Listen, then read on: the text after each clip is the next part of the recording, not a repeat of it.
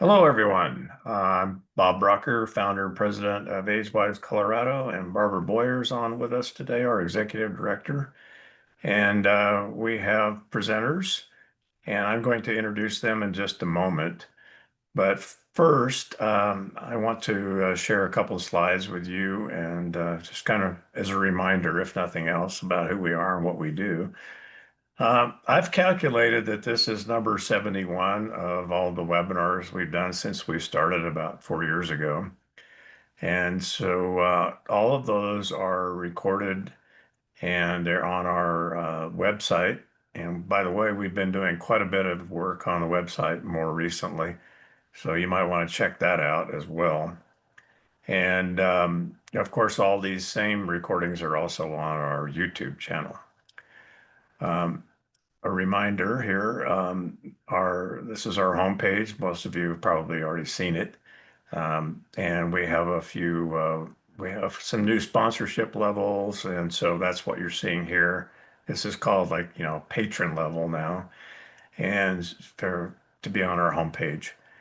And we've continued to grow these 4 years. Barbara sends out a weekly newsletter, and we have 7,000 subscribers to the newsletter.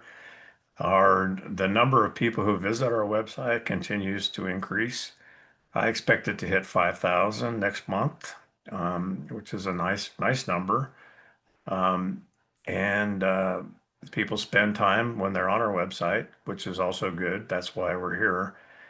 And we continue to connect with more organizations who have an interest in being a part of what we do. Um, I always like to remind folks, I mean, we have a small group today. This is not going to be a problem. But to be muted, to have your camera off unless you're presenting. And we do encourage questions, and I think we can handle verbal questions today because we have a relatively small group of people. And just remember to refer other people to our website. And we're always interested in volunteers. So if you know people who might be interested in volunteering with us, we have a number of ways that people can be helpful.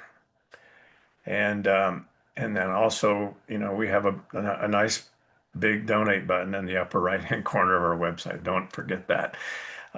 Okay, so today's speakers, we have first up will be Jonathan Bryant and Jessica Mahoney of Colorado Wound Care, and they can each tell you a little bit more about themselves. And then we have I should have put doctor in front of this, sorry, Dr. Jessica Schumann, who is with Mile High Eye Cares. Okay, so what I'm going to do now is stop sharing my screen and turn this over to Jonathan and Jessica. Thank you, Bob and Barbara. It's been a pleasure to be involved with AgeWise Colorado as long as I can remember. Met Bob many years ago, and very grateful for what he's done in the industry, far beyond AgeWise, for those who know how Little Help got started and so forth. But really pleased to be here. Wound Care Associates of Colorado is an advanced mobile wound care provider. We do everything that you would find in a brick and mortar wound care clinic. We just do it in the comfort, dignity, convenience of the home. And joining me today is Dr. Jessica Mahoney. She is a doctor of chiropractic by trade, but she serves as not only our medical assistant out in the field, but also our administrator, and is here to answer any clinical questions that you guys might have. I wanted to share a few slides with you today, explain a little bit about why we do what we do, and focus this on the nature of the subject of the webinar today, and that's about mobile care at home. So technically, we opened our doors in March of 2020, and then we were open for 9 days before COVID shut the world down and that of healthcare.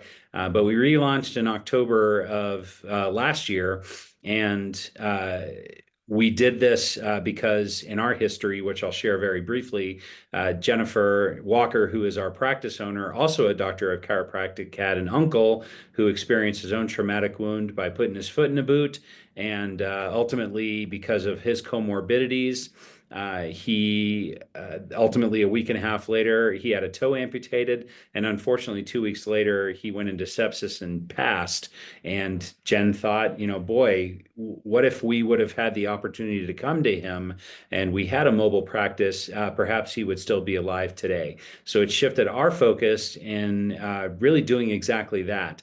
Whether it's because people are non-ambulatory, they could have chronic or complex wounds that prevent them from going to a doctor's office or a rehab or a hospital or a wound clinic, or perhaps they're just not the best doctor's patients. A lot of times it's comorbidities and not following doctor's orders, or what we call non-compliant, that leads them to us. But ultimately, it gives us an audience, and a very valuable audience, because as much as we'd like to put ourselves out of business, people's poor vascular health and the way that they live their lives means that wound care can be very complex and oftentimes a much safer protocol to treat them at home.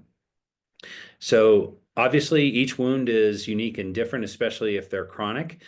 Chronic means that they could be coming back at any given time. They might ebb and flow throughout the year. Sometimes it's seasonal, sometimes based on dietary, nutrition, or just simply because of the wound itself. They can come back over in time, and compliance really can be challenging.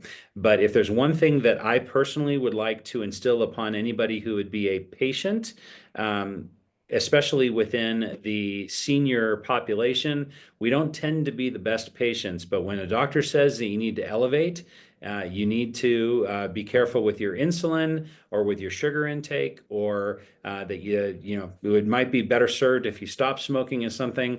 I really think that compliance is one of the things that we can control as patients, as well as how we eat, breathe, drink, and put things into our body that can make us better patients. So if there's one thing that I would like as my takeaway before we let Jessica, the experts of today, really take over, I would just ask that you follow your doctor's orders, or you ask questions, because usually there's a reason for that. And we would really encourage you to be better patients from the get-go. That makes it easier for our clinicians, Sarah and Nick, who are nurse practitioners and certified wound specialists, to really do their job. So one of the benefits that comes from a mobile model of care, period, and I would say that this is universal and consistent, is movement of your body can be difficult as far as treatment goes. It can delay things of getting to a facility or a clinic, and it can expose you to other elements, such as the differences in temperature change of a wound. It needs to be at a certain temperature to be able to heal accurately. And it also, we don't want to expose it to any potential issues that could happen from infection in a medical office.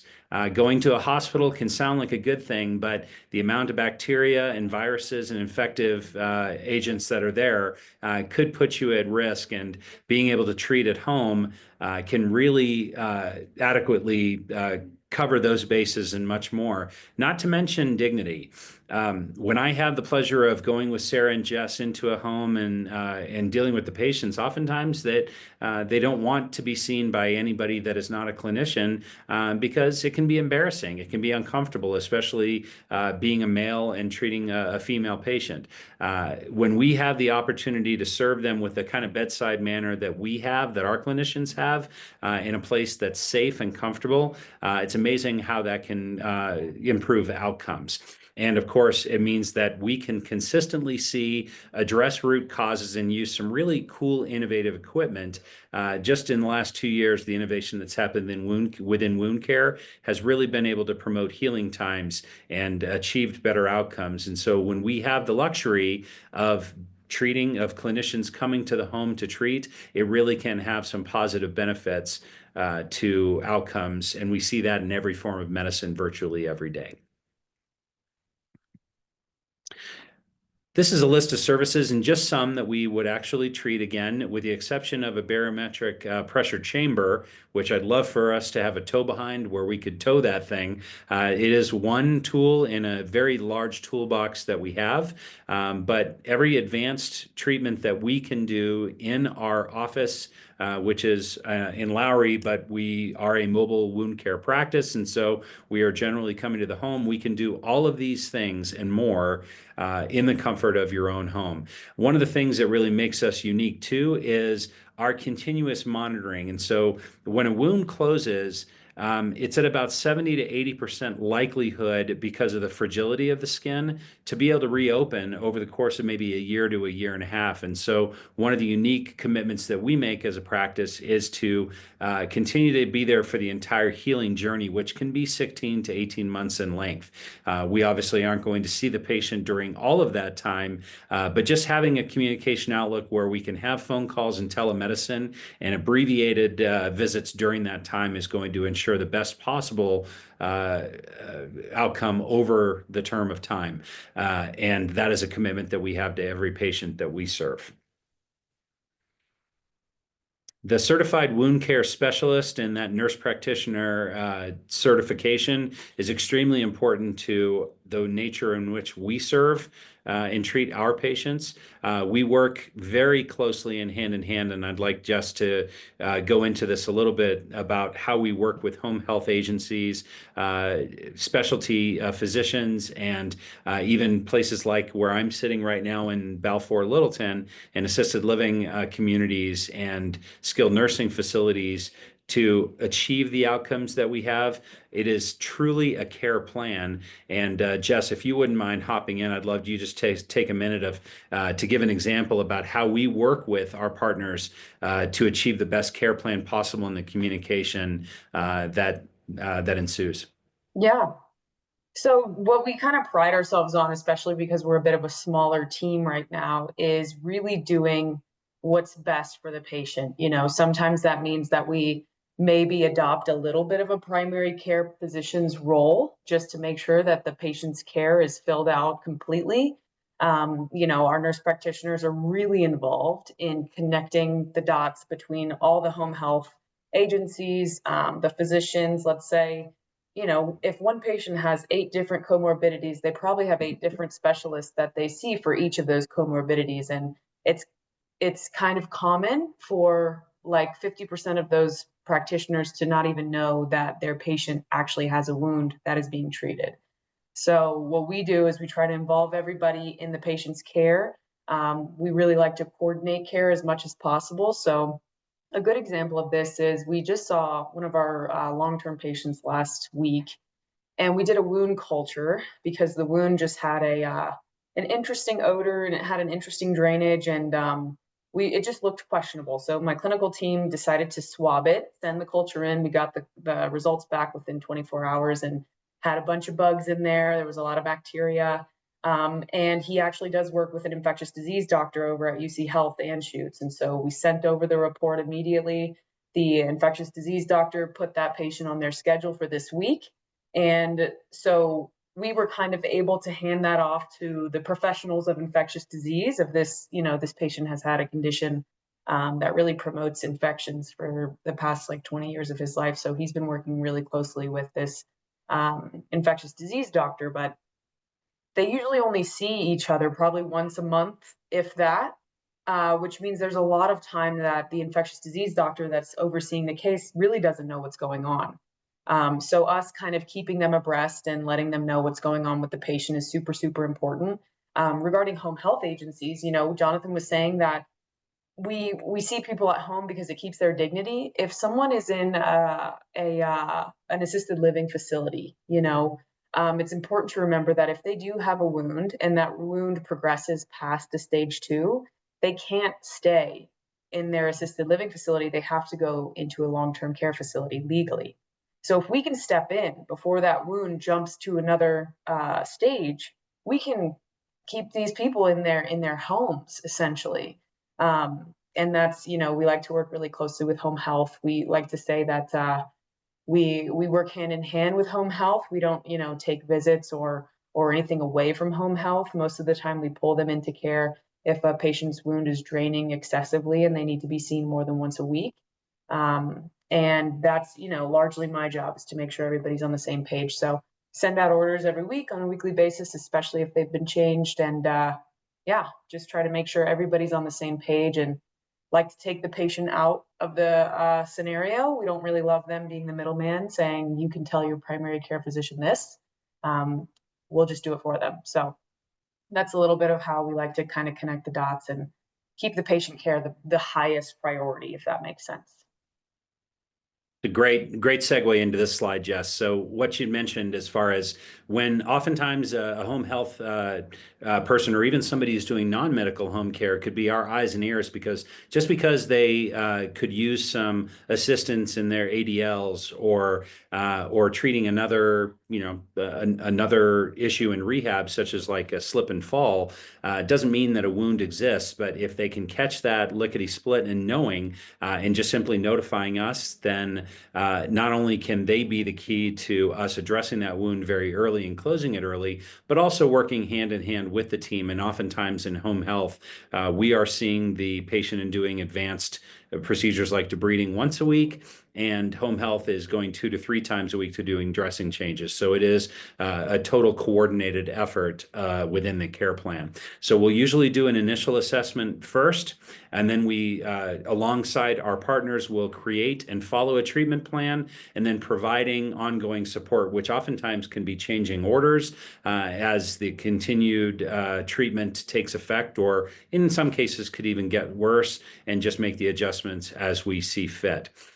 Now, in order to give Dr. Schumann time and then allow Jessica to answer questions, any clinical questions that our attendees might want, I want to hand the baton over to Dr. Schumann now. I wanted to list our information here and just leave you with a tidbit of information. If you see something, say something. If you're a caregiver and you're curious about what skin can look like, and you're just curious, please call us. That's what we're here for. We want to give anything from free advice to what could be a coordinated treatment plan that could last for several weeks or months. Ultimately, we're here for you. As Jess had said, we want to answer your questions, and no matter what the statement, it's our initial assessments are completely free of charge, and we bill Medicare in most cases, and want to be of value to everybody that touches AgeWise Colorado, whether you're a senior and you're in aging services, or you're a partner or future partner of ours. Thank you very much. I'm going to stop sharing my slides, and then Bob, I'll hand it back to you to see if you want to answer any questions now, or if we'd like Dr. Schumann to take over and then wait until the end for any questions for Dr. Mahoney. So do you also deal with people who have burns? We have dealt with burns a little bit. Kind of depends on if the burn becomes a chronic wound. So when we usually step in is if the burn has been treated by all of the burn specialists and they're just kind of hitting a dead end. Usually the patient will have a lot of other comorbidities. If that's the case and it turns into a chronic wound, then yes, we can treat a burn. Well, I've had experience with that. That's one reason I ask is, and having to go somewhere every day, not every day, but once a week, and, be in the waiting room and, all that other stuff that goes with it. So Oh yeah. this is a great service. So thank you. Of course. Okay, I'm going to turn this over now to Dr. Schumann, and Jessica, you're going to talk about what you do with your practice. Sure. Thanks for having me. I'm Dr. Schumann, and I created Mile High Senior Eye Care, and I'm going to open up or share my screen and tell you a little bit more about what I do. So Mile High Senior Eye Care is a mobile optometry practice focused on providing high quality on-site medical eye care and glasses.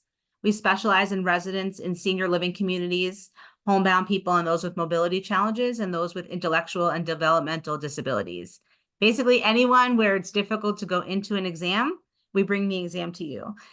We offer thorough eye health assessments, ocular disease diagnosis and treatment, and prescriptions. Our mission is to provide the highest quality vision and healthcare while maintaining a comfortable, professional, and patient-friendly environment.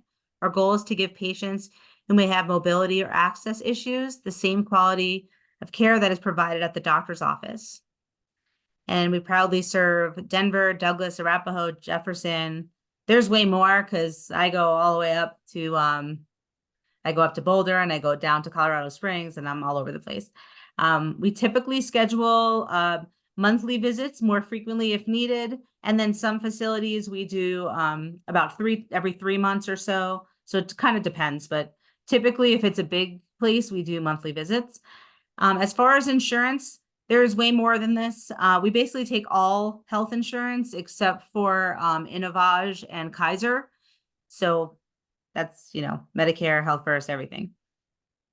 Okay, so senior eye care. All right. National studies indicate that vision loss is associated with higher prevalence of chronic health conditions, death, falls and injuries, depression, and social isolation. The prevalence of vision impairment among older residents of long-term care facilities are 3 to 15 times higher than that among seniors in the community. The potential benefits of optometrist-led eye care programs for residents in facilities are far-reaching. These benefits, coupled with the prevalence of vision impairment and their deleterious health effects among the population, demonstrate the need for this type of service. So conditions we manage: cataracts, macular degeneration, glaucoma, diabetic eye disease, which may be the most common, second to cataracts, dry eye syndrome, chronic red eye, allergies, specialty contact lenses. I don't usually encounter much in the facilities, but if someone has that, we're able to do that. Pre and post-surgical management sometimes, and general vision or eye complaints. And conditions that need routine monitoring is diabetes, high blood pressure, hypertension, high cholesterol, autoimmune conditions, and multiple sclerosis. That means that those people need to be seen every year, regardless of anything going on with symptoms of the eye. And this I just thought might be helpful in case you happen to encounter any of this or any symptoms from people that you work with. So if somebody has diabetic retinopathy, they'll often say it just looks like a dirty windshield. And I think if you look at this photo, you could agree that's kind of what that looks like. And then astigmatism is, they'll just say it's kind of blurry, or they see double sometimes, and you can kind of see that in this image. And then to the right of that is glaucoma. And glaucoma is a disease where either the pressure is high in the eye or the nerve is enlarged, and that causes a constriction and you lose your side vision. So people say it kind of looks like tunnel vision. And then down here is macular degeneration. That's when we get damage in the central area of the eye and we see a giant black spot when it gets very bad. A cataract here to the right is just kind of a general blur. And then if they're ever missing half of their field of vision, that's a hemianopsia that could be related to a stroke or something of that nature.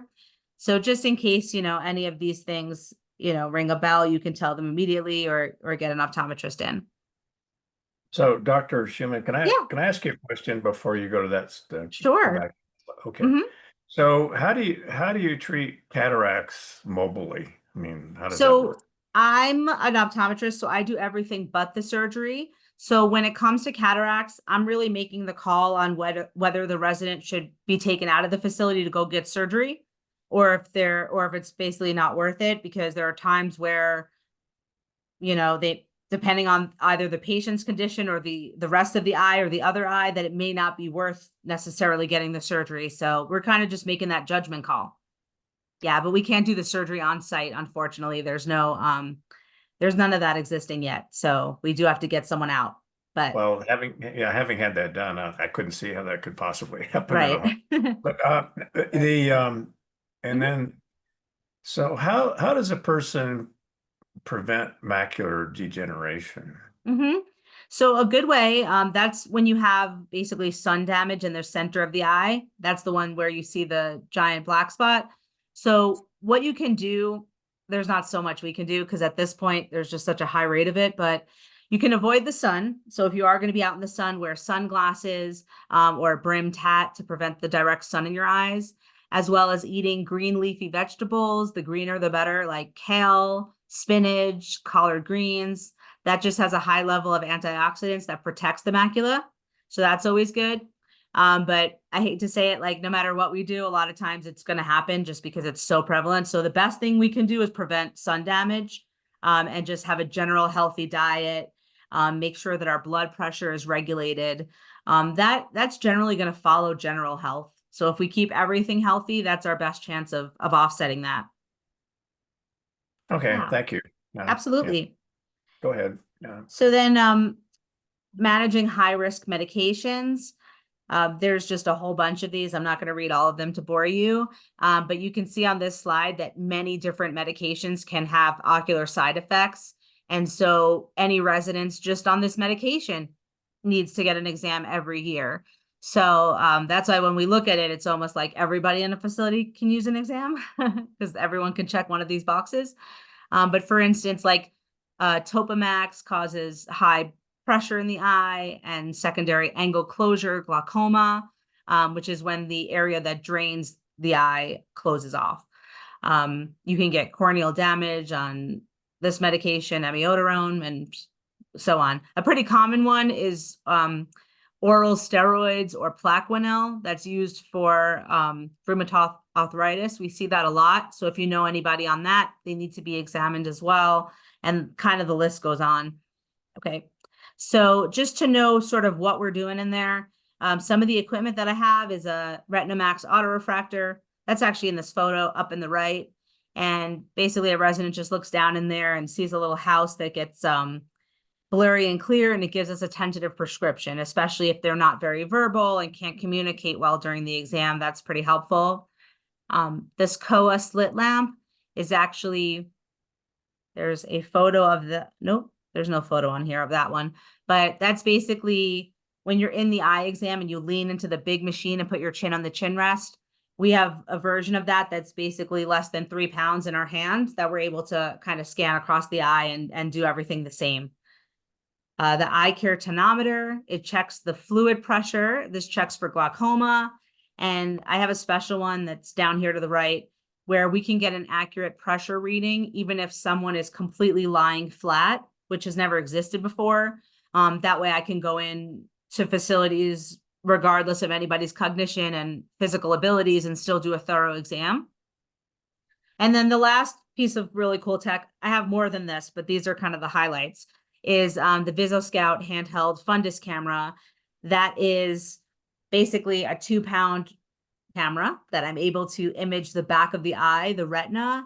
And people love that because I would say like 7 or 8 out of 10 times, I don't have to use any eye drops on the patient's eyes, and I can get a beautiful photo of the retina. I could show it to them and explain what I'm seeing. And it's very portable and awesome. So we use that to view, the back of the eye, check for glaucoma, macular degeneration, vascular disease, diabetes, and more. So what the exam entails is visual acuity testing, checking the clarity of sight, refractive evaluation. That's when we find the prescription for glasses. We do eye muscle testing, visual field testing to check the periphery, since we know some diseases can affect the side vision. We do a corneal exam to check the front of the eye and all the surrounding tissues, glaucoma testing to measure for the eye pressure in the eye, and examination of the back of the eye, the retina, and all the blood vessels. And this is my information and how to reach out to us. So yeah, and then typically when we go to facilities, we just ask that there's usually about 4 residents to make the day worth it. And yeah, we set up clinics and do that all the time. So yeah, that's what I do. Very, very good. Thanks. Can you back up to that last slide, and then we have a question as well. Sure, this one? I have that one. Cool. So on the glaucoma Mm-hmm. in particular, but there may be others of these as well. This is a general question. Can you prescribe medications? Are you able to- Yes. Yes. Yes. Okay. Yeah. So for glaucoma, we prescribe medication all the time. And then there are actually certain surgical procedures that may be helpful if someone needs that we can refer. But that's not typical, especially with facilities. We typically do drops. Yeah. Okay. So great question. And the chat question was about Medicaid. So are Mhm. you able to accept Yes. Medicaid? We accept Medicaid. Absolutely. And I saw Jessica's Mahoney's says they don't currently accept Medicaid. So so that was that question. Do we have any other questions from anyone else? I mean, I think this is great that you're able to bring this equipment and skill to individuals in these assisted living and nursing and even in their homes, Yeah. and avoid the long, sometimes super long waiting times to get in to see someone Yes. in an office, not to mention just getting there. So, Yeah, I was gonna say, and it just drains their energy. So even if someone goes out to any appointment, they're done for the day. They're exhausted. So I always right. feel like when I can bring the service to them, they have the rest of the day to kind of choose how they want their energy spent, instead of it being wiped out. So I like that too. And how long have you been doing this as a I've been mobile? doing this for about 2 years or so, I believe. Maybe, yeah, Yeah. about 2 years. So Okay, yeah, very good. and it's growing, and I know it's senior eye care, but one of the first slides I introduced, I also mentioned like I've been going to people that are, any age that, have disabilities. I went to the Easter seals and things like that, and saw the veterans, and anybody where a traditional exam is just, not dignified or not easy. It's just easier for me to bring it to them and just do it in a more accommodating way where they feel really good about themselves afterwards, So And that's a question for both you and Jessica Mahoney too. You mentioned veterans. So is your service covered by, the VA benefits? mine are covered by TRICARE specifically. So when they have TRICARE, we're good. We currently are not in network with TRICARE. We're trying, we're getting there. There's a lot of networks that we're in the process of taking. So you said TRICARE, was that what you Mm-hmm. said? Yeah. Is that the VA? Okay. Yeah. Yeah. I, Most people have that, and then it's not a okay. problem. I hadn't heard that term. Okay. All right. Well, this is great. Yeah. Both of you are in the business of helping people where they are, so they don't have to come to you, which is wonderful because so many people have transportation issues for one thing, and mobility issues as well. So I've noticed, when I look at our information about, what are people looking for a lot, and a lot of it is transportation. Um, you know, Folks still, they don't drive any longer, but they still need to get places, especially for healthcare. So I think it's great, and this is the kind of thing that's going to continue to grow, I believe, over time. And I'm sure you both believe it as well, or you wouldn't be doing this. So, yeah. Okay. Um, do we have any other questions before we sign off here? I No? just wanted to mention, you had mentioned transportation, and I'm based in Lone Tree, and we have this new service called Link. And if you live anywhere in Lone Tree, they'll drive you anywhere, I think within Lone Tree or Highlands Ranch or the borders, but many people may have appointments and things like that. It's completely free. So maybe you guys can just advertise that to people that can benefit as well. Okay. Thank you. Yeah, you bet. Okay. Well, if there's no other questions, I want to thank you both for presenting today, and thank you all who have attended. And okay. Well, thanks again, and have a great rest of your day, everyone. Take You care. too. Thanks, guys. You too. Bye. Bye-bye.